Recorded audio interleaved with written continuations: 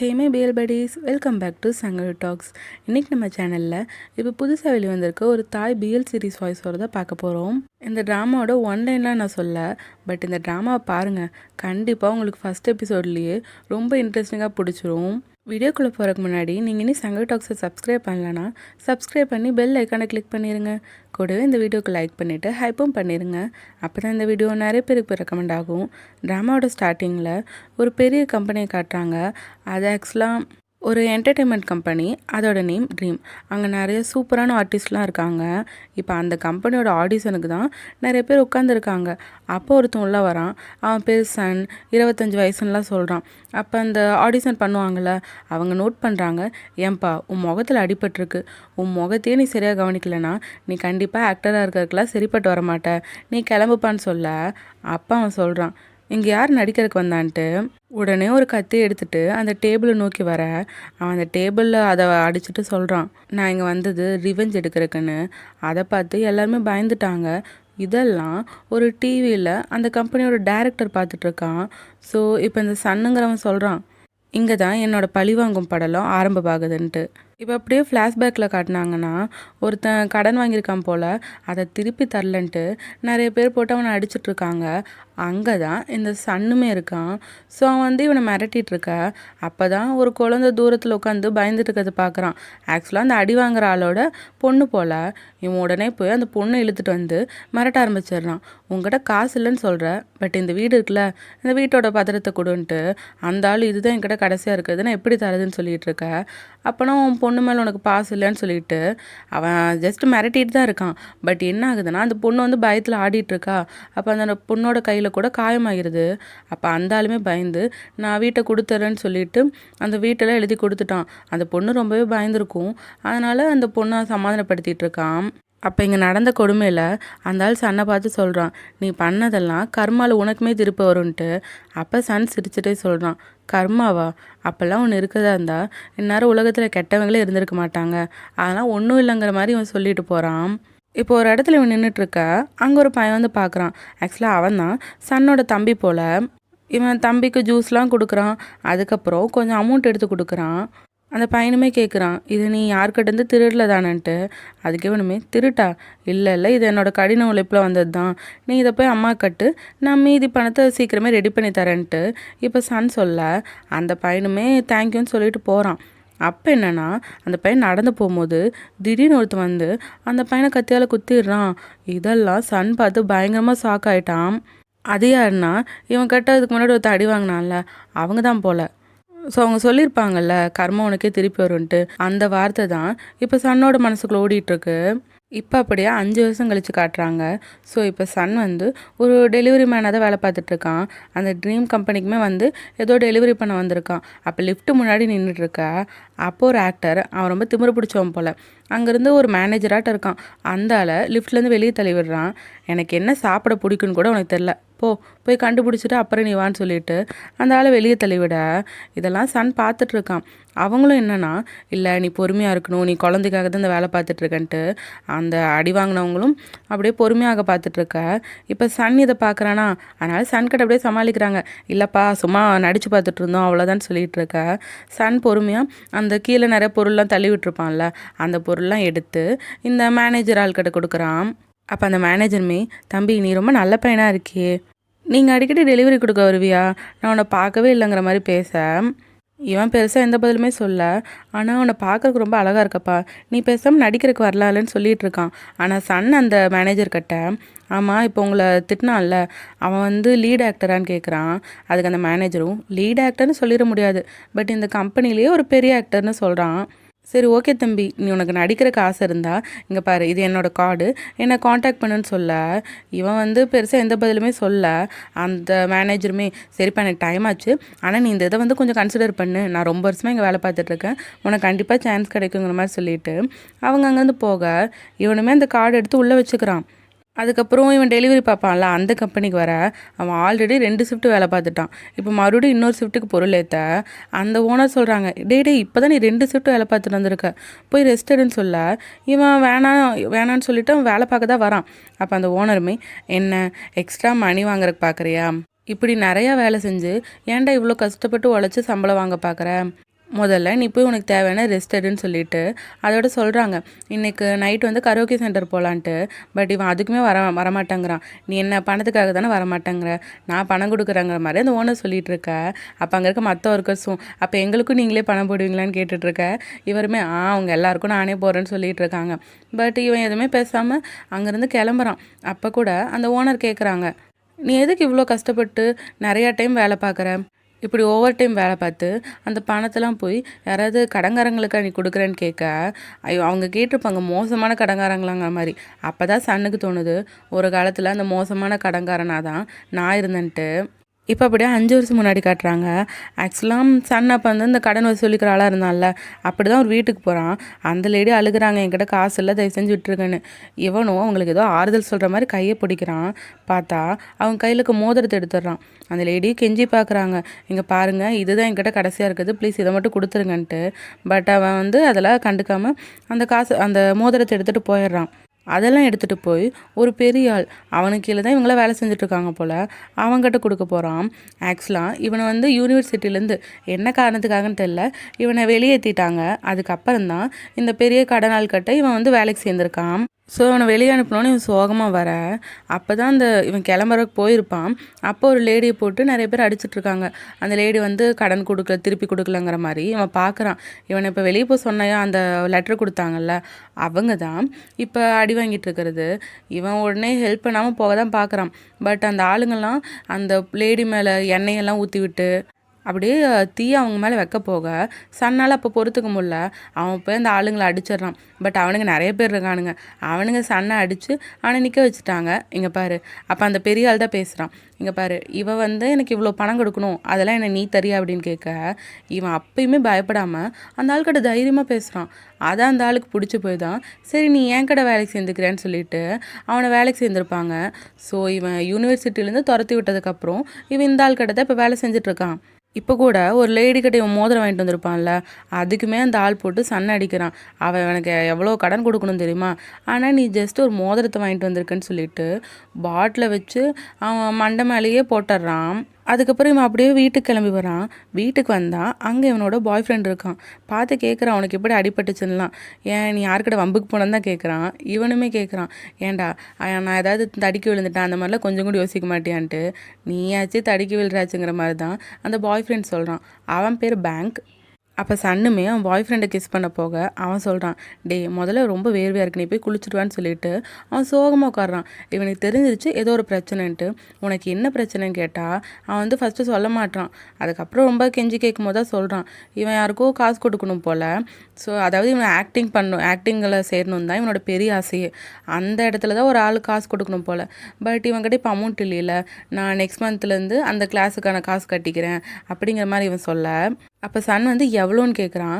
But bank சொல்ல மாட்டான், இல்லை வேணாம் உங்ககிட்ட வாங்கினா எனக்கு கஷ்டமாக இருக்கும்ன்ட்டு. பட் சன்னோ எவ்வளோன்னு கேட்டு கட்டாயப்படுத்தி அவனுக்கு அமௌண்ட்டு கொடுத்துட்றான். அதுக்கப்புறம் இவன் என்னமோ நல்லவனாட்ட தேங்க்யூ சொல்லிவிட்டு அவனை லவ் யூ சொல்லிட்டு கிஸ் பண்ணிகிட்ருக்கான். அப்போ ஒரு டோர் பெல் சத்தம் கேட்குது. யாருன்னா சன்னோட தம்பி தான் வந்திருக்கான். சன்னுக்காக அவன் சாப்பாடுமே வாங்கிட்டு வந்திருக்கான். ஸோ அவனுங்க 2 பேரும் அப்படியே சாப்பிட்டுட்டே பேசிகிட்டு இருக்கானுங்க. ஆக்சுவலாக சன்னோட அம்மாவை ஹாஸ்பிட்டலில் அட்மிட் பண்ணியிருக்காங்க போல். ஸோ டெஸ்ட் ரிசல்ட்ஸ் வந்துருச்சு.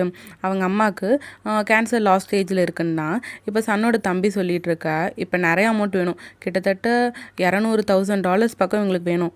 200,000 பாட் பக்கம் இவங்களுக்கு வேணும். அது உங்ககிட்ட இருக்கான்னு கேட்க இவன் சொல்கிறான், நீ என்ன 2000 கேட்குற, 200,000 பாட் கேட்குற, இப்போலாம் என்கிட்ட இல்லைன்னு சொல்ல தம்பி சோகமாகறான். அதை பார்த்தோன்னே இவன் சொல்கிறான், இங்கே பாரு இப்போ தான் என்கிட்ட இல்லைன்னு, ஆனால் 2-3 நாள் அரேஞ்ச் பண்ணிடுவேன், நீ வந்து வாங்கிக்கோங்கிற மாதிரி சொல்ல. அப்போ தம்பி வந்து நைஸாக சொல்கிறான், நீ வீட்டுக்கு வர மாட்டேன்னு தெரியும், அட்லீஸ்ட் அம்மாவையாச்சும் வந்து அடிக்கடி பார்க்கலாம்லன்ட்டு. பட் இவன் அதுக்கு எந்த பதிலுமே சொல்ல. அதுக்கப்புறம் ரொம்பவே யோசிச்சுட்டு இருக்கான்.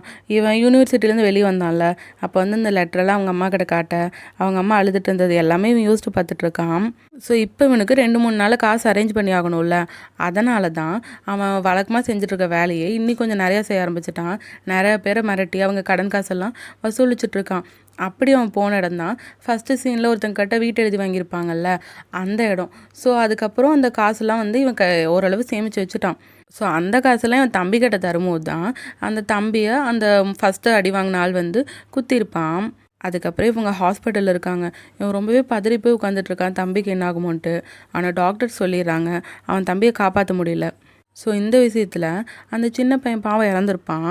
அதுக்கப்புறம் இதெல்லாம் நினச்சி பார்த்துட்டு தான் இப்போ சன் எந்திரிச்சிக்கிறான். இந்த ஃப்ளாஷ்பேக் அப்புறம் இப்போ 5 வருஷத்துக்கு அப்புறம் டெலிவரி மேனாக வேலை பார்த்துட்ருக்கான்ல, அந்த சீனை தான் காட்டுறாங்க. அவன் மறுபடியுமே அந்த ட்ரீம் கம்பெனிக்கு தான் பார்சல் டெலிவரி பண்ணி போக, அப்போ ஒரு அசிஸ்டன்ட் வந்து டைரக்டர் ஆர்த்தருக்கு ஏதாவது பார்சல் வந்திருக்காங்கிற மாதிரி பார்க்குறான். ஆக்சுவலாக அவங்களுக்கு ஏதோ டாக்குமெண்ட்டாட்ட பார்சல் வந்திருக்கு போல். இவன் கேட்குறான், நீங்கள் தான் டைரக்டர் ஆர்த்தரான்ட்டு. இல்லை, நான் அவரோட அசிஸ்டன்ட் தான், நான் அவருக்கு தான் வாங்கிட்டு போக வந்தேன்னு சொல்ல, இவன் வந்து அப்புறம் என்ன பண்ணுறான்னா எச்சரிக்கையாக இருக்கணும்ல, அதனால் அந்த டாக்குமெண்ட்டையும் அந்த வாங்க வந்த ஆளையும் சேர்த்து வச்சு ஃபோட்டோ எடுத்துகிட்டு ப்ரூஃப் எடுத்து வச்சுட்டு தான் இவன் அந்த டாக்குமெண்ட்டே கொடுக்குறான். அந்த ஆளுமே இந்த ஜென்சி கிட்ஸ் எல்லாம் ஏன் தான் இப்படி இருக்காங்களோ மாதிரி சொல்லிட்டு போகிறான். அதுக்கப்புறம் அவன் நேராக அதை டேரக்டர் கிட்ட கொடுக்க போகிறான். அதாவது ஸ்டார்டிங்கில் ஒருத்தன் டிவியில் சன் பண்ணுறதெல்லாம் பார்த்துட்டு இருந்திருப்பான்ல, அவன் தான். ஸோ அவங்ககிட்ட போய் அந்த டாக்குமெண்ட் கொடுக்க, அதுக்கப்புறம் அந்த அசிஸ்டன்ட் அங்கேருந்து கிளம்பிடுறான். அந்த டேரக்டர் தான் அந்த டாக்குமெண்ட் ஓப்பன் பண்ணி பார்க்குறான். அதில் ஏதோ கரோக்கி சென்டரோட நோட்டிஃபிகேஷனாக இருக்குது. அதில் வந்து ஒரு மஸ்கட் பொம்மையோட ஃபோட்டோ போட்டிருக்கு. ஆக்சுவலாக ரொம்ப வருஷத்துக்கு முன்னாடி இந்த டேரக்டர் சுற்றி யாரோ நிறைய பேர் அடிக்க நின்றுட்டுருக்காங்க. அப்போ இந்த மஸ்கட் பொம்மை தான் வந்து இந்த டேரக்டர் அடிக்க வந்தவங்கள அடித்து இவனை காப்பாற்றிருப்பாங்க. அதுக்கப்புறம் 2 பேரும் ஒன்றா இருந்ததும் அந்த மஸ்கட் பொம்மை வந்து இவன் மேலே பணத்தை தூக்கி போட்டது மாதிரி கொஞ்சம் சின்ன சின்ன சீன்ஸாக மட்டும் காட்டுறாங்க. இன்னொரு பக்கம் சன் வந்து பார்சல் டெலிவரி பண்ண போனால அந்த ட்ரீம் கம்பெனியிலே தான் ஒரு பின்னாடி சைடாட்ட அங்கே போய் அந்த பார்சல்லாம் எடுத்து வச்சிட்ருக்க. அப்போ வந்து ஒரு ஆக்டர் அவன் ஃப்ரெண்டு கிட்ட பேசிகிட்டு இருக்கான். ஆக்சுவலாக இங்கே என்ன ட்விஸ்ட்னா, இவனோட எக்ஸ் பாய் ஃப்ரெண்ட் இருக்கான்ல பேங்க், அதாவது இவன் இதுக்கு முன்னாடி அந்த ட்ரீம் கம்பெனிக்கு வரும்போது லிஃப்ட்டு கட்டி நிற்கும் போது ஒரு மேனேஜரை உள்ள ஒரு ஆக்டர் வந்து அடித்து நீ எனக்கு பிடிச்சது வாங்கிட்டு வான்னு சொல்லியிருப்பான்ல, அந்த ஆக்டர் தான் பேங்க், இவனோட எக்ஸ் பாய் ஃப்ரெண்ட். அவன் இப்போ பெரிய ஆக்டர் ஆகிட்டான் போல். ஸோ அந்த பேங்க் வந்து அவன் ஃப்ரெண்டு கிட்ட பேசிகிட்டு இருக்கான். ஆமாம், நம்ம டேரக்டர் என்ன பண்ணுறாரு, யாரோ ஒரு டிடெக்டிவ்லாம் வச்சு ஏதோ ஒரு ஆளை தேடிட்டு இருக்காங்களாம்மா. ஆக்சுவலாக அந்த ஆளை நம்ம டேரக்டர் 5 வருஷத்துக்கு முன்னாடி மீட் பண்ணியிருக்காங்க. ஒருவேளை லவ் அட் ஃபர்ஸ்ட் சைட்டாக இருக்குமோன்ட்டு இப்போ பேங்க்கும் அவனோட ஃப்ரெண்டும் பேசிகிட்டு இருக்காங்க. ஸோ பேங்க்கோட ஃப்ரெண்டு என்ன சொல்கிறான்னா, நீ ஒரு வேளை டேரக்டர் அப்ரோச் பண்ணுற மாதிரி இருந்தால் கொஞ்சம் கேர்ஃபுல்லாக பண்ணுன்ட்டு. அப்போ பேங்க்கோ, நான்லாம் இப்போலாம் எதுக்குமே பயப்படுற மாதிரி தெரியல, உனக்கு தெரியுமா ஒரு காலத்தில் ஒருத்தனை கத்தி வச்சு குத்தெல்லாம் வந்தேன்னு சொல்கிறான். ஸோ இப்போ இவன் பேசுறதெல்லாம் சன் நோட் பண்ணிகிட்டே தான் இருக்கான். சன்னுக்கு தெரியும் அவன் தான் பேங்க்குன்ட்டு. இவன் பேசுறதெல்லாம் அவன் கேட்டுட்ருக்க. அப்போ தான் அந்த பேங்க் சொல்கிறான், ஆக்சுவலாக அன்னைக்கு வந்து சன்னோட தம்பி ஒருத்தர் குத்தினான்ல, அவன் ஃபஸ்ட்டு அவனோட வீட்டுக்கு போய் அங்கே இருக்க பேங்க்கை தான் பார்த்துருக்கான். அவனை வந்து நீ அந்த சன்னுக்கு முக்கியமான ஆளான்னு கேட்டு மிரட்ட, இவன் வந்து சொல்கிறான், இல்லை நான் முக்கியமான ஆள் இல்லைங்கிறான். பட் வந்து அப்படியே விட்டுருக்கலாம். அப்போ அவங்ககிட்ட எக்ஸ்ட்ரா போட்டு கொடுத்துட்றான். அங்கே ஒரு சின்ன பையன் போகிறான் பாருங்க, அவன் தான் அந்த சன்னோட தம்பி, நீங்கள் அவனை பிடிச்சிக்கோங்கன்னு சொல்லிட்டு தம்பி இவன் தான் மாட்டி விட்டுருக்கான். அதுக்கப்புறம் இவன் அந்த தம்பியை ஃபாலோ பண்ணி போக, அந்த தம்பி ஃபஸ்ட்டு போய் சன் கூட பேசிட்டு காசுலாம் வாங்கியிருப்பான்ல, அதெல்லாம் பார்த்ததுக்கப்புறம் தான் இவன் சன்னோட தம்பியை குத்தியிருப்பான். இப்போ இந்த உண்மையெல்லாம் சன்னுக்கு தெரிய சன் பயங்கர அதிர்ச்சியில் நின்றுட்டுருக்கான். அப்போ பேங்க்கோட ஃப்ரெண்டு கேட்குறான், சரி அந்த பையனுக்கு என்ன ஆச்சுன்ட்டு. பேங்க்கோ, யாருக்கு தெரியும், அவன் இன்னொரு சேர்த்துருப்பான் அந்த மாதிரிலாம் சொல்லிகிட்டு இருக்கு. அதோட சொல்கிறான், நான் டேட் பண்ண ஒரு ஆள் வந்து ரொம்ப ஸ்டூப்பிட், அவன் கொஞ்சம் கூட அறிவே இல்லாதவன், அவனெல்லாம் நான் ஏன் டேட் பண்ணேனே தெரிலங்க மாதிரி அவன் சன்னை ரொம்ப மட்டமாக பேசிகிட்டு இருக்கான். இதெல்லாம் சன் கேட்டுட்டு அவன் பயங்கர அழுகையோடு அப்படியே கட்டுப்படுத்தி நின்றுட்டுருக்கான். அப்போ அப்படியே முதல்ல நடந்தது காட்டுறாங்க. ஆக்சுவலாக தம்பி ஹாஸ்பிட்டலில் இறந்துட்டான்னு சொல்லியிருப்பாங்கல்ல, அதுக்கப்புறம் அவனோட திங்ஸ்லாம் கொடுத்துருப்பாங்க. ஸோ அந்த திங்ஸ்லாம் எடுத்துகிட்டு போய் இவன் ரொம்ப வருஷம் கழிச்சு அவனோட வீட்டுக்கு போகிறான் போல். வீட்டுக்கு போய் அவன் தம்பியோட ரூம்லாம் வைக்கும்போது அப்படியே ஃபோன் எடுத்து பார்க்குறான். தம்பியோட ஃபோனில் தான் அம்மாவோட ஹாஸ்பிட்டல் பற்றின டீட்டெயில்ஸ்லாம் இருக்கும் போல். ஸோ இவன் உடனே ஹாஸ்பிட்டலுக்கு அம்மாவை பார்க்க போகிறான். அப்போ அங்கே இருக்க டாக்டருமே ஸ்கை வரலையாங்கிற மாதிரி தான் கேட்குறாங்க. அப்போ இவன் வந்து என்னாச்சு டாக்டர் என்கிட்ட சொல்லுங்கன்னு சொல்ல, அப்போ டாக்டர் சொல்கிறாங்க, அவங்க அம்மாவுக்கு ஆல்ரெடி பண்ணிகிட்ருக்க ட்ரீட்மெண்ட் எதுவுமே இப்போ ஒர்க் ஆக மாட்டேதான். ஸோ புதுசாக வேறு ட்ரீட்மெண்ட் பண்ணும். சரி, அதுக்கு எவ்வளோ அமௌண்ட் செலவாகும்னு கேட்கும்போது தான் எனக்கு ஃபோனில் ஒரு நோட்டிஃபிகேஷன் வருது.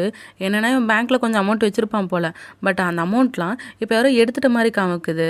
அப்போ இவன் டாக்டர்கிட்ட கேட்குறான், எவ்வளோ அமௌண்ட்னாலும் நீங்கள் ரெடி பண்ணுங்கள், நான் வந்து பணத்தை கொடுத்துட்ற மாதிரி சொல்லிவிட்டு இவன் போகிறான். அதுக்கப்புறம் இவன் பேங்க்குக்கு ஃபோன் பண்ணி கேட்டால் அவங்க சொல்கிறாங்க, இவனோட அக்கௌண்ட்டுக்கு இன்னொருத்தரோட அனுமதி இருக்கான், இன்னொருத்தவங்களும் எடுத்துக்கிற மாதிரி. இவனுக்கு அப்போ பேங்க் மேலே தான் சந்தேகம் வருது, அதாவது இவனோட பாய் ஃப்ரெண்ட் மேலே தான் சந்தேகம் வருது. ரெண்டுமே ஒரே நேமாக இருக்கனால கன்ஃபியூஸ் ஆகிடக்கூடாதுல்ல. அதுக்கப்புறம் இவன் நேராக வீட்டுக்கு போய் வீடு ஃபுல்லாக தேடுறான். ஆனால் அந்த இடத்துல பேங்க் இல்லை. கிட்டத்தட்ட அவன் தங்கியிருக்கான அடையாளமே இல்லை. அவனோட திங்ஸ் எல்லாத்தையும் எடுத்துகிட்டு அங்கேருந்து போயிட்டான். இவனுக்கு இதை பார்க்கும்போது பயங்கரமாக டென்ஷன் ஆகுது. அவனை திட்டிகிட்டே கூப்பிட்டு பார்க்குறான். அவன் ஃபோன் பண்ணும்போதே எடுக்கலை. இப்போ இப்படி ஒரு சூழ்நிலையில் வந்து நின்ட்டான். அந்த பேங்க் வந்து இவங்ககிட்ட அந்த பணத்தெல்லாம் எடுத்துகிட்டு இங்கேருந்து தப்பிச்சு போயிட்டான்.